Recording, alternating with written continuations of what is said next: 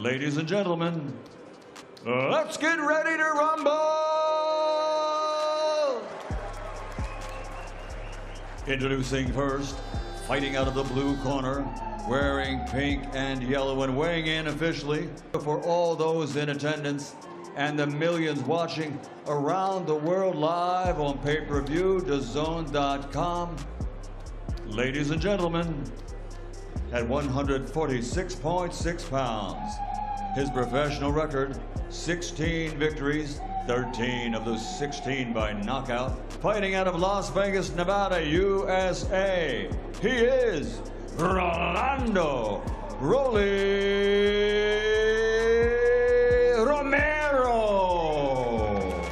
At all times, obey my commands at all times. Touch him up. So here's what he's put together, the showman, Teofimo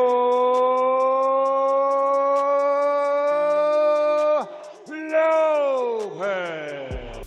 no cornermen. They're just ready to make the ring walk for the biggest fight that boxing can make. Brooklyn is at. It's right here, right now in Vegas. Brooklyn-born Teofimo one in the sport to entertain everybody throughout his career. From becoming the fastest rising prospect with the undisputed championship against Lomachenko to bouncing back from the shocking loss, still has it, only to put forth the signature performance with enough to claim this title. His second time a lineal champion, Teofimo Lopez.